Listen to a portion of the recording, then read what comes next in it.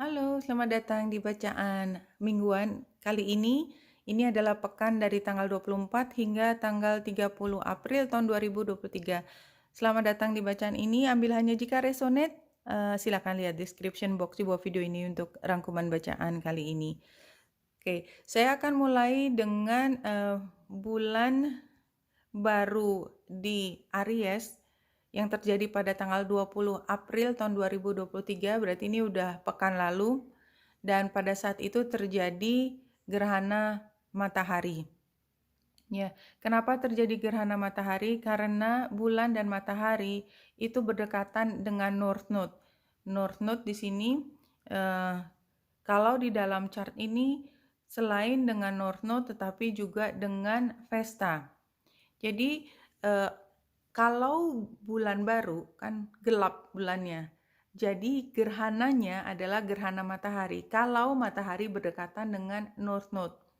Kalau misalnya bulan purnama kan bulannya kelihatan. Maka jika bulan atau matahari berada dekat dengan North Node atau South Node, maka akan terjadi gerhana bulan. Dan gerhana matahari yang terjadi pada tanggal 20 April tahun 2023, tepatnya pukul 11 lebih 14 menit waktu Indonesia bagian Barat pagi. Kemudian kelak akan terjadi, kalau kita lihat exact aspek, bukan conjunction tapi opposition, transit plus transit, itu terjadi bulan purnama di Scorpio dan gerhana bulan. Itu terjadi pada tanggal 6 Mei tahun 2023 pukul 12 lebih 30 dini hari AM. Ya, jadi itu akan terjadi kemudian. Nah, saya akan teruskan baca yang apa sebenarnya yang menandakan gerhana bulan dan gerhana matahari gitu ya. Dan apa artinya buat kita membaca astrologi untuk Western. Jadi gerhana matahari adalah a fresh new start. Gerhana bulan adalah complete ending dari periode waktu sekitar 1 tahun. Jadi ada yang berubah. Namun demikian, pada saat bulan baru di Aries, ini menjadi super istimewa pada saat ini, yaitu yang tanggal 20 kemarin super istimewa. Pertama, karena kalau dari chart astrologi Western, ini adalah bulan baru yang kedua di Aries. Jadi kita kayak diberi kesempatan 2 kali untuk mulai hal sesuatu yang baru, yang barangkali sukar. Dan apa yang sukar biasanya adalah sesuatu yang memang life changing gitu ya, yang besar sekali perubahannya, dan tidak hanya di pribadi kita, karena Aries kan adalah hal yang pribadi tentang diri kita sendiri, persona. Nah, juga Pluto itu adalah planet yang lama berada di satu zodiak. Jadi perubahan Pluto dari zodiak Capricorn, ya, pada gambar ini Pluto ada di 0 derajat 20 menit Aquarius. Ini adalah perubahan yang sifatnya mendunia, kohort, ya, kolektif, semua mengalami, dan itu akan mengubah ceritanya tentang bagaimana kita melihat era di dalam situasi global. Ini adalah hal yang penting. Jadi kalau dari chart astrologi, maka perubahan yang terjadi pada bulan April tahun 2023 akan berdampak panjang, tidak hanya untuk 6 bulan ke depan sebagaimana layaknya bulan baru, tetapi juga lebih panjang lagi, mungkin akan terasa intensitasnya sampai 1 tahun ke depan, dan bahkan mengubah kehidupan kita untuk jangka yang lebih panjang. Itu interpretasinya seperti itu. Nah, pada tanggal ini kita lihat chart yang di sini, tanggal 24 itu kita lihat matahari itu conjunction dengan North Node. Matahari ada di 3 derajat 46 menit dan North Node ada di 4 derajat 1 menit.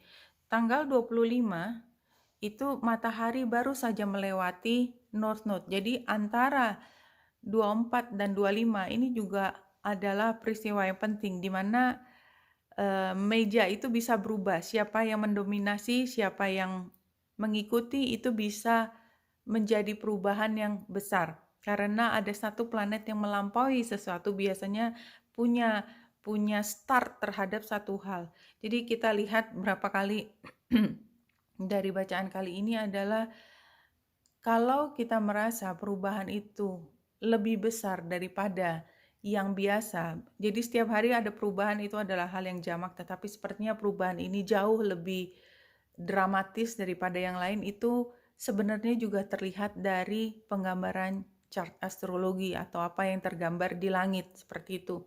Nah, North Node itu adalah North Node dan South Node itu adalah garis yang dibuat oleh ilmuwan astronomi, di mana itu menandakan jika matahari dan bulan melewati titik tersebut, garis tersebut, maka akan terjadi eclipse, terjadi gerhana. Dan kalau dalam bacaan astrologi, maka North Node punya makna, dia adalah hal yang belum kita lewati, tetapi satu hal yang memberi direction, memberi arah kepada kita kemana kita akan berjalan. Apa yang membuat kita berjalan ke arah tersebut biasanya adalah sesuatu yang mendorong dari dalam hati kita. Apa yang kita rasakan, seperti kita tidak bisa menahan untuk kita tidak berlari ke arah situ. Itu North Node. Sementara itu kan kepala ya, buntutnya adalah South Node yang saat ini berada di Scorpio. Itu adalah comfort zone, di mana kita sudah berhasil mencapai puncak prestasi, tanda petik performance apapun di area tersebut. Sehingga untuk move on, mulai dengan adventure baru, pengalaman baru itu akan sukar. Dan dikala kita ingin mulai satu yang baru dan itu begitu sukar, North Node-nya kita itu ternyata adalah area yang benar-benar baru dan sukar untuk kita lewati, akan dengan mudah kita kembali ke buntut atau ke South Node. Nah, pada tanggal 6 Mei tahun 2023 ini, maka kita seperti memahami apa sih sebenarnya comfort zone kita. Kenapa kita enggan untuk keluar dari area yang begitu nyaman? Karena dia merasa begitu terlindungi berada di dalam dan kita sendiri tidak paham Scorpio, energinya Scorpio. Tetapi somehow karena bulan purnama dan gerhana bulan, maka kita dipaksa lihat. Ini adalah bagian dari dirimu yang pada saat ini kamu belum ingin melihat, tapi saya akan memaksamu untuk melihat sehingga kamu paham bahwa situasi yang sebenarnya seperti ini, dan kamu bisa mengambil keputusan apakah kamu akan kembali ke dalam gua, cave, gua, tempat yang gelap ini, atau kamu ingin keluar dan berlari menuju ke arah terang, North Node. Nah, North Node-nya itu kan sudah ada pada tanggal 20 kemarin, 20 April kemarin. Nah, pada saat tersebut, ketika kita diberi 2 kali kesempatan oleh semesta untuk mulai satu hal yang baru, dan itu tentang diri kita. Apapun yang terkait tentang diri kita, dan itu biasanya fisik. Jadi termasuk kalau kita ingin mulai regimen diet, ini adalah saat yang paling tepat. Karena kita akan begitu termotivasi. Kalau kita ingin mulai memperbaiki diri, karena paham mungkin perilaku kita, kebiasaan kita, itu tidak sehat, tidak hanya untuk diri kita sendiri, tapi buat orang-orang yang kita cintai, hubungan menjadi tidak baik dan lain sebagainya, pekerjaan menjadi terbengkalai atau tidak bisa konsentrasi pada satu hal, maka ini adalah saat yang tepat ketika kita mulai membuat penggambaran tentang bagaimana kita mau bersikap ke depan, dan itu dasarnya adalah motivasi yang datang dari kita sendiri. Apa keuntungan dari bulan baru di Aries adalah ketika saya konsentrasi ke diri saya. Namun yang terdampak adalah satu, karena Aries maka kan oposisinya Libra. Yang terdampak adalah hubungan saya akan menjadi lebih baik, lebih seimbang. Kalau kita menjadi lebih baik, maka hubungannya menjadi lebih baik juga. Asumsinya seperti itu. Dengan orang-orang yang penting dalam kehidupan kita. Kalau kita menjadi lebih baik, maka kita lebih mampu mengelola diri kita.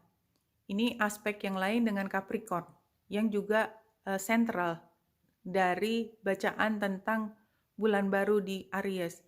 Dan dari mana kita bisa mengendalikan karir kita? Karena kita akan mampu berkreasi. Aspek yang lain adalah dengan Leo. Jadi kalau kita mau mengambil kesempatan minggu lalu atau pada periode ini untuk mulai hal yang baru, dimulai dari diri kita sendiri sehingga kita mampu berkreasi, kita mampu memperbaiki hubungan dengan orang lain, kita mampu merencanakan karir kita ke depan, which is kemudian nanti benar-benar membawa kita jauh ke arah masa depan yang lebih cerah, Aquariusnya, kemudian akan membawa kita jauh secara geografi, mungkin kita harus pindah ke tempat yang lebih jauh lagi. It happens, ya, it can happen. It can happen bahwa barangkali kegigihan kita bekerja pada saat ini dengan konsentrasi ke diri kita pada saat ini akan membawa kita loncat jauh tidak hanya secara pribadi, karir, tetapi juga secara geografi. Ya, ini tergambar di chart astrologi ini. So, saya pikir kalau kita mulai konsen dan pada tanggal 25 April ketika kita paham bahwa ya, kita bisa fokus ke depan ketika matahari melewati North Node. Ya, saya akan memegang teguh motivasi saya, mengingat bahwa ini adalah bagian dari keinginan saya. Tidak ada yang memaksa saya, tetapi saya yang ingin memperbaiki diri saya sendiri kalau kita ingat hal tersebut. Dan apa sih yang kita inginkan dengan matahari ada di Taurus adalah kesejahteraan kita, keuangan kita.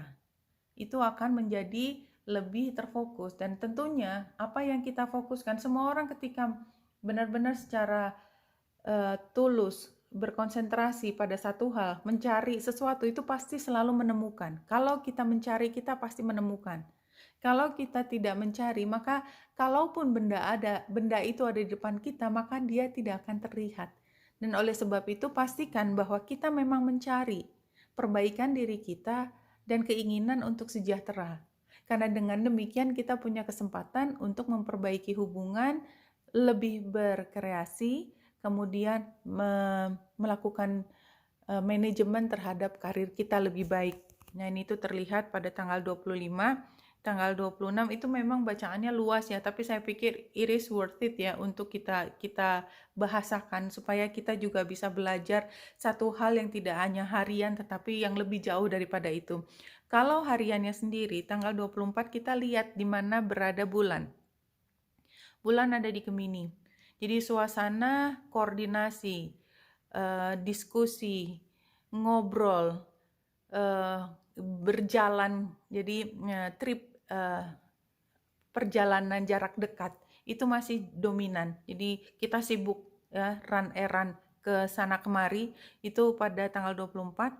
Tanggal 25 itu bulan sudah masuk Cancer. Cancer itu energinya rumah, tanda petik, tempat di mana kita beristirahat, tempat di mana kita bisa menjadi diri kita sendiri semaksimal mungkin, dan kita menjadi bebas, punya di tempat privacy. Apa yang kita lakukan di tempat privacy? Kita pakai baju yang paling nyaman, kita tidak harus berpikir tentang apa kata orang, karena kita berada di kamarnya sendiri kan. Nah, itu yang terjadi pada tanggal 25. Dengan gambar layang-layang ini, saya melihat bahwa dukungan kita untuk beristirahat ya, mudah-mudahan ini beristirahat tanggal 25 kita bisa lakukan dengan semaksimal mungkin. Tanggal 26 kita lihat bulan yang conjunction dengan Mars itu membuat kita menjadi jauh lebih bersemangat. Tapi suasana rumah itu masih terbawa. Nah, ini barangkali bisa dianalogikan bahwa kita sebenarnya tidak berada di rumah secara fisik, tetapi kita berada di antara orang-orang yang dekat dengan kita. Dan square-nya dengan Chiron itu kan seperti saling memaafkan, memperbaiki ke arah depan. Sextile-nya dengan Merkurius dan Uranus, maka kita mungkin akan banyak ngobrol, berkomunikasi, ya. Dan kita lihat Merkurius juga retro, so kadang-kadang mungkin kita bisa salah kata atau kita bisa misunderstand atau apa yang kita katakan tidak tulus, itu bisa terjadi. Anyway, it doesn't matter, ya, karena yang penting kita tahu, kita paham pada hari tanggal 26, saya akan lihat di sini tanggal 26 hari Rabu itu kita masih berada di tempat orang-orang yang kita kenal dengan baik. Perkara di situ ada konflik kiri dan kanan, itu adalah hal yang biasa. Hari Kamis, bulan conjunction dengan Pallas Athena dan dia akan conjunction dengan ascendant yang berada di Leo. Jadi perubahan energi di pagi hari masih sekitar memaafkan barangkali ya. Tetapi begitu setelah makan siang pada hari Kamis, kita harus udah all out untuk berkreasi, untuk membuat sesuatu, menghasilkan sesuatu. Misalnya memastikan laporannya keluar, memastikan bahwa produk ini selesai. Apapun yang menjadi tugas kita pada pekerjaan atau keseharian kita, itu harus sudah mulai dijalankan dengan baik pada tanggal 27. Udah nggak ada suasana yang seperti kemarin lagi. Ini udah completely profesional. Karena bulan yang conjunction dengan Pallas Athena itu membawa kita pada kebutuhan untuk menjaga image, jaim. Kita nggak mau dilihat jelek. Ketika bulan masuk ke Leo, ini terutama hari Jumat, maka kita lihat kita akan semaksimal melakukan pekerjaan tersebut, tetapi ternyata challenge-nya juga besar. Kenapa? Karena bulan conjunction dengan Lilith. Barangkali kita akan menerima kritikan, who knows. Tetapi kritikan itu memang tampaknya pedas ya, dan terlihat banyak orang. Namun demikian kita juga punya kesempatan untuk melihat siapa yang kita bisa ikuti pada hari Jumat. Jadi saya melihat hari Jumat bukan hari yang mudah. Kita mungkin mendapatkan kritik, mungkin kita juga dilihat tidak seperti biasanya. Namun demikian, jangan takut. Ini adalah kesempatan kita belajar dari apa yang mungkin tidak terlalu tepat kita lakukan, ya. So, semangat. Hari Sabtunya bulan masih ada di Leo dan dia trine dengan Jupiter, dan sadly Jupiter yang conjunction dengan Aries ini membuat tokoh yang penting dalam kehidupan kita itu barangkali tidak optimum ya, karena terpengaruh oleh pemahaman yang tidak sepenuhnya benar, atau dia punya keinginan besar terhadap diri kita yang tidak sepenuhnya sejalan dengan apa yang kita rasakan. Jupiter yang conjunction dengan Aries. But it's okay, lewati aja. Ini sepertinya memang hari-hari yang challenging. Kalau memang resonate ya, tidak harus. Kemudian hari Minggunya, bulan yang trine dengan matahari ini membuat kita merasa lebih nyaman. Apalagi ketika bulan berada di Virgo, membuat kita menjadi lebih waspada aja, melihat bahwa situasi kemarin barangkali agak kontroversial, termasuk hari Sabtu terasa kontroversial, tetapi somehow kita bisa pahami lah bahwa tidak setiap hari orang yang kita kagumi, orang yang kita panuti itu adalah orang yang sempurna. Tetapi kita bisa melihatnya dengan cara yang positif kalau mau, tetapi kita juga punya kemungkinan untuk justru semakin ngedumel di situ. Tapi mudah-mudahan tidak terjadi, terutama karena kita ngedumelnya karena saya pikir dia akan selalu taat aturan, tetapi kok ternyata seperti ini. Pahami bahwa tidak semua situasi itu membutuhkan respon yang konstan setiap saat. Barangkali seperti itu kondisinya. Oke, kita lanjut dengan Rumi Oracle. Satu kartu setelah diacak. Nah, ini juga masih sama ya, dan ini berturut-turut Ini tadi diacak ya, Celestial Rose of Ma ini berturut-turut. Ini adalah gabungan antara passion yang menjadi dan satu hal yang sifatnya brutal, tanda petik brutal tidak harus negatif, brutal itu honest gitu ya, honest yang nggak ada bajunya, nggak ada filternya, tetapi somehow ini adalah sacred. Jadi kalau di sini the taste of bitterness becomes sweetness in love. Jadi ini adalah pembelajaran ketika memahami satu hal yang tanda petik di sisi yang satunya walaupun kita tidak suka, membuat kita memahami sisi lain yang kita inginkan, ke arah mana kita pergi. Jadi ini mungkin saya bisa melihatnya sebagai North Node dan South Node. Dalam hal ini adalah gerhana matahari dan gerhana bulan. Jadi revelationnya, jadi ketika nanti bulan purnama di Scorpio energinya adalah di air yang paling dalam, gelap. Tetapi karena bulan purnama dia seperti disinari, kita dipaksa untuk melihat sesuatu yang tadinya kita memalingkan wajah karena kita tidak ingin tahu, tetapi kita dipaksa tahu dan dipaksa untuk mengambil keputusan apakah kita masih akan berada di sisi gelap atau di sisi pura-pura tidak tahu atau kita membuat perubahan. Dan karena bulan baru di Aries sudah terjadi, maka kemungkinan kita akan mengarahkan motivasi kita ke masa depan, yaitu mulai dari diri kita sendiri. Jadi setelah paham, katakanlah yang tadinya kita tidak tahu kita punya tekanan darah tinggi atau kolesterolnya tinggi, gitu ya. Kita dipaksa tahu, entah gimana caranya kita tiba-tiba dapat informasi itu, mungkin hanya dari tes darah yang ringan atau kita medical check up. Kemudian dengan informasi itu seperti dokter mengatakan ya terserah kamu kalau mau bunuh diri makan makanan yang nggak teratur ya terserah kamu juga kalau kamu nggak mau untuk olahraga teratur ya ini kan keputusan bukan di saya tapi saya udah kasih tahu kamu bahwa ada risiko besar, something like that. Nah jadi ini sama seperti itu. Love transforms crystal into jasmine. Love layers heaven and gives us with wings to soar into the mystery. Jadi yang kita temukan dari hal yang buruk, kalau kita mengalami hal yang negatif, itu adalah menemukan cinta. Core dari cinta itu kepada diri kita sendiri untuk maju, untuk memperbaiki ke arah depan. Itu yang terlihat di mata saya. Kalau dari 3 kartu ini, jangkar itu kan stabilitas.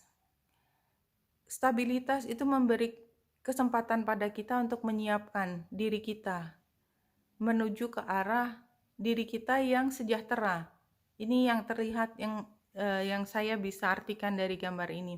Nah, kalau dari New Moon Eclipse ini yang tanggal 20 April kemarin, expect powerful change. New Moon Eclipse.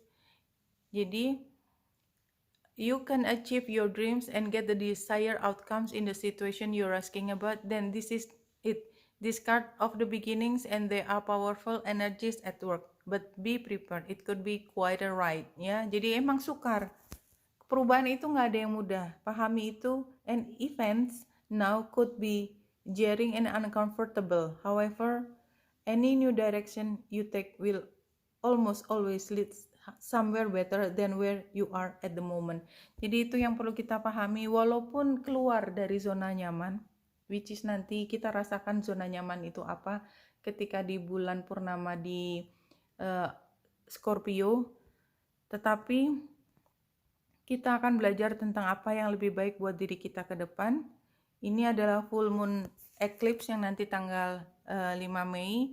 Conclusion are within reach, sehingga kita bisa mengambil keputusan untuk menghentikan satu hal yang tanda petik toksik untuk mulai regimen baru dalam exercise, dalam apapun ya, untuk menuju diri kita yang lebih baik ya, karena itu udah sampai puncaknya. Kita sudah sampai kayak kalau kita didorong oleh universe, kita tuh udah sampai nabrak tembok. Nggak ada jalan lain, kita udah tertekan, kita udah hampir gepeng gitu di ditekan oleh universe untuk berubah. Kalau kita masih tidak ingin melihat ke atas, melihat ke arah lain untuk berubah, maka kita lama-lama akan vanish ya, akan hilang. Oke. Kemudian kita masuk ke sini. Saya sudah mengambil 2 kartu dari sini. Ini gambarnya adalah ini where I am now, star, fish spirit, open to infinite possibility. Ini kan saatnya berubah, kita masih transisi. Jangan kaku dalam melihat apa yang sudah ada yang sekarang, barangkali ada pilihan nanti ke depan. Know your worth. Jadi kita perlu memastikan bahwa tidak ada yang bisa menjadi salah kalau kita penuh dengan percaya diri, ya.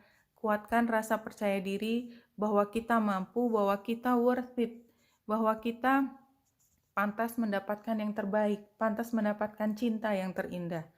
Kemudian 3 kartu dari Sacred Destiny ini embracing, jadi kita menerima bahwa perubahan itu ada, openness, terbuka terhadap semua kemungkinan, tapi yang paling penting dari semua itu ketika kita sudah mengambil keputusan, maka kita perlu untuk rajin.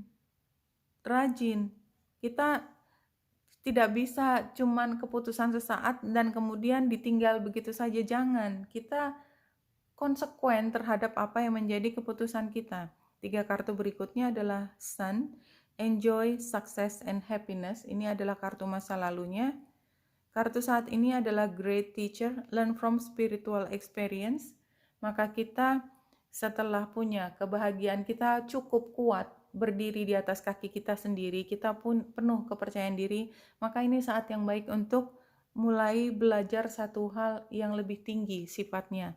Spiritualitas itu dimulai dari intelektualitas, tambah pinter, tambah fasih, tambah jago mengatakan. Intelektual itu adalah fungsi bahasa, apapun fungsi bahasa kita, kemampuan menulis, kemampuan untuk bernegosiasi, kemampuan untuk berkomunikasi di publik, ya public speaking, apapun, belajar dan mungkin komunikasi yang lebih tinggi lagi, tidak hanya orang dengan orang, tetapi sesuatu yang sifatnya lebih sacred. Nah, kemudian Guardian Angel, you are not alone. Kalau kita sudah mau konsekuen untuk mulai meningkatkan kemampuan diri kita, kemampuan kita berkomunikasi, dan terutama pada akhirnya titiknya adalah kita mempercayakan. Jadi kepercayaan diri kita itu digambarkan karena kita menggantungkan kemampuan kita bukan pada orang lain yang penuh dengan goyah gitu ya. Orang itu kan nggak ada yang stabil, dia juga ikut perubahan. Jadi kalau kita menggantungkan diri pada orang yang berubah, maka kita harus mengikuti perubahan tersebut. Tidak, tetapi ada sesuatu yang maha tinggi, guardian angel maksudnya di sini, hanya satu yang kita gantungkan. Maka mudah-mudahan kita akan selalu mendapatkan bimbingan yang terbaik. Isn't that beautiful? Nah, kalau dari sebaran kartu tarot yang terakhir ini, kita lihat The Hermit. Ini energinya Virgo di akhir minggu sepertinya, akhir minggu pekan depan. Kita lihat dari solitude, introspection, perspektif. Kemudian apa challenge-nya? Clarity. Iya, jadi ini kan seperti kebalikannya. Kita tuh situasinya adalah inginnya kita mampu melihat semua itu jelas, tetapi pemahaman itu datangnya bukan ketika kita bicara dengan orang lain, tetapi kita merenungi diri sendiri. Dan karena kita sendiri kadang-kadang kita tersesat dengan cara berpikir kita, clarity ini. Jadi kita justru tidak menemukan apa yang menjadi core dari pembelajaran. Advice-nya adalah friendship, celebration, fun, ritual.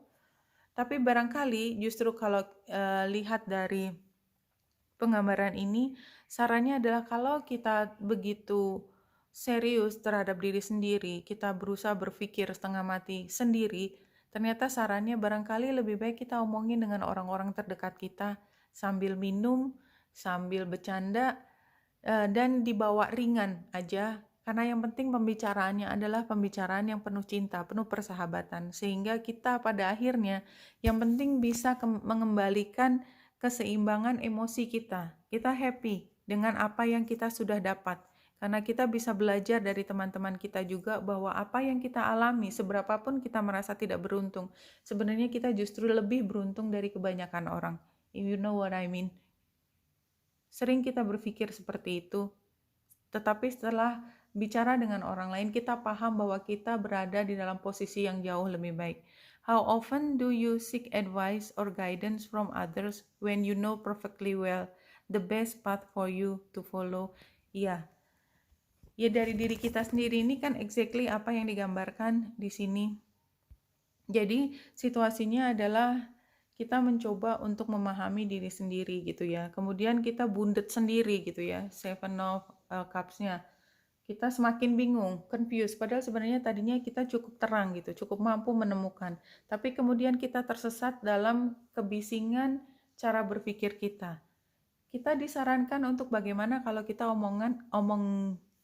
kita bicarakan dengan orang-orang terdekat kita, dan ternyata kita mengetahui bahwa yang saya ketahui dibandingkan dengan teman-teman saya jauh lebih baik, dan saya mungkin lebih baik mendengarkan kata hati saya. Tetapi saya percaya bahwa apa yang saya pikirkan benar itu seperti harus diuji dulu ketika kita bicara dengan orang lain.